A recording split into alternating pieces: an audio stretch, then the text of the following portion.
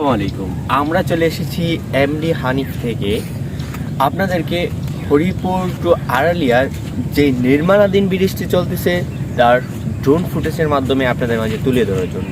এটা আমাদের জন্য, আমাদের মেঘনা থানার জন্য বিশাল এক অবদান রাখতে চলছে এই ব্রিজ।